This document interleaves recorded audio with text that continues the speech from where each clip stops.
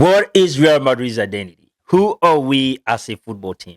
Let me know what you think in the comment section. I mean, Real Madrid fans, rival fans, lovers, haters, neutral fans, affiliates, whoever you are, let me get your opinion in the comment section, all right? And I'm not asking this question because of Benfica, because I don't think we have to be great to eliminate Benfica in a playoff game like this in the Champions League. So I'm asking this question really for the big boys in the direction we are going as a football club. All right, Real Madrid. Because we don't really have a system. We don't play possession based. We don't play counter attacking system. We don't play direct or vertical. We don't play low block or mid block. Obviously, we don't press high. All right, the ginger pressing, that's not what we do. We are a lazy team, very lazy team. We don't have what it takes to press them higher up the pitch, force them to commit errors, and they will take advantage of that. No, when we lose possession, all right, let's go back and get it. That's not how we play. So, how do we play? I think we just adapt to whoever the opponent is. I think that has been the entire structure quite recently. All right, that has been our system, and for some reason, we have not sincerely have this conversation because we have been winning trophies. But the truth is, I mean, with Del Bosque, we know we were possession based. Yes, that was a team that was good in possession and in transition. All right.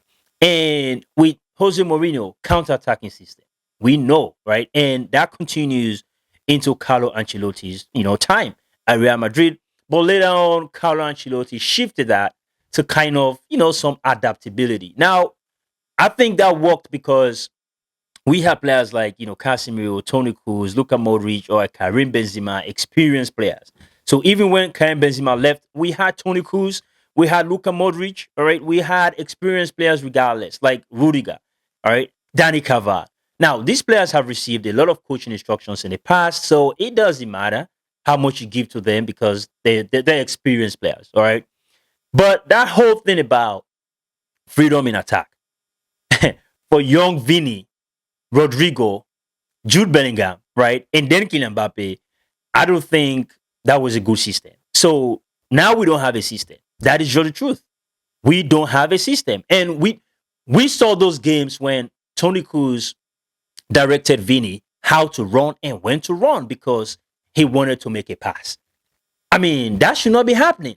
So if that is happening, Toni Kroos is giving instructions to Vinny, and Vinny is running and scoring goals. So that means Vinny should actually be taught how to run, how to move, where to go, and all that type of stuff.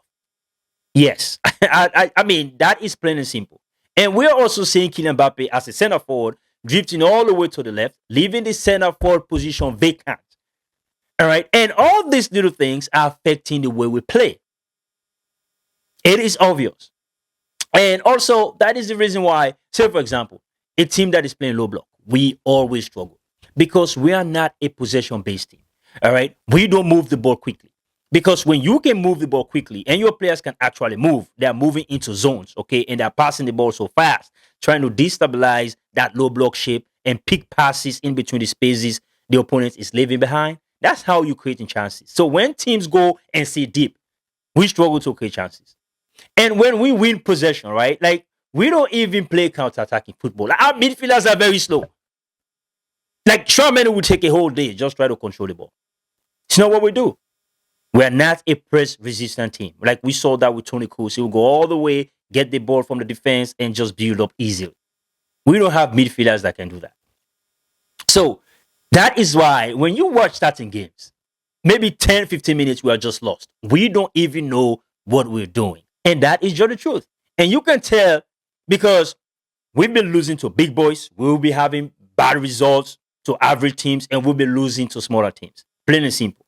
Liverpool, Manchester City, Barcelona in the Spanish Super Cup final, who is PSG, Atletico Madrid. We lost to Celta Vigo at the Santiago Bernabeu, knocked out in the Copa del Rey by Albacete, second division team. Sent to the Champions League playoffs by Benfica. Drew with Rayo, Elche, and Girona. So it tells you it's not just about who we are playing. right? It is because we don't have a system. We don't really have any system that, all right, this is what we have mastered and this is our approach. It doesn't matter how you play. We don't care. This is how we are going to play. I think that is the reason why we are struggling so much. So part of this actually is Carlos' problem. All right, that freedom in attack is not going to work for players like those that we currently have. That will never work. We really need a playing style. And for some reason, I know Real Madrid fans have observed this. Okay, Courtois is almost always going long, and the question is, why are you going long? Who are you going long to? We don't have that type of a center forward. So why is that happening? It is because our defensive midfielder doesn't feel comfortable enough, and I'm talking about Chouameni, to go to the center backs and receive the ball and build plays. We don't have controllers. The best controller we have doesn't play all the time, and that is Ceballos. He's not the best, but sadly enough, he is at least the most we can get in that team. I'm looking at all those players right now. And whenever Ceballos plays consistently, he gets better.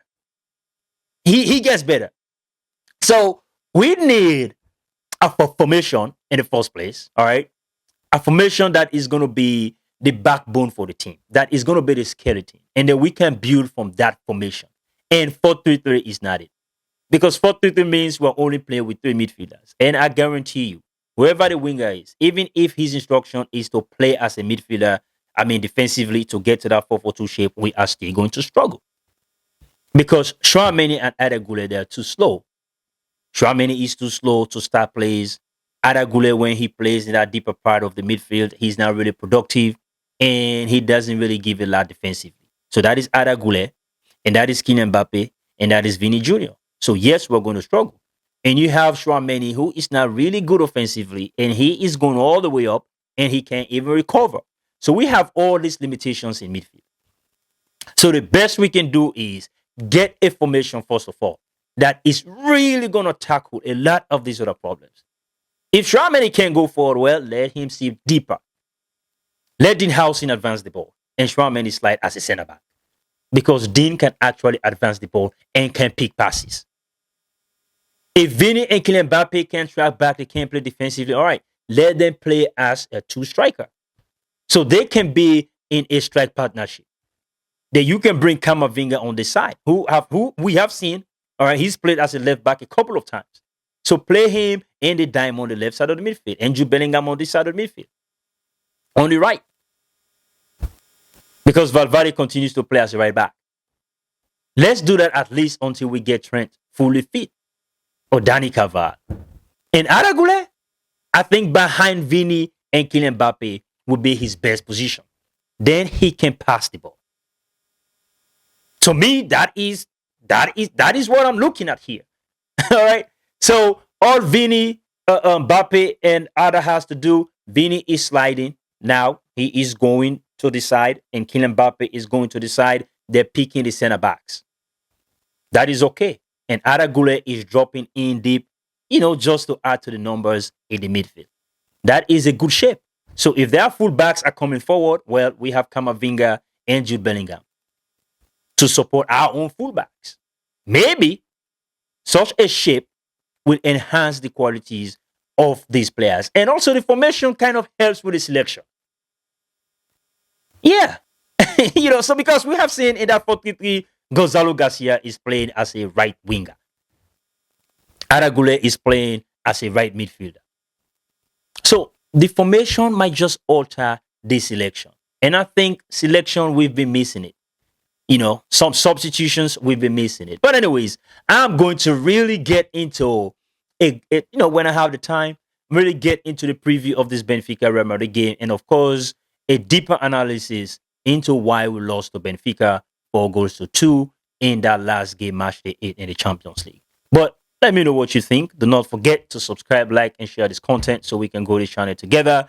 But again, let's get to the comment section and let us engage. This is the game we love. Let's engage. Until then, stay blessed and peace out.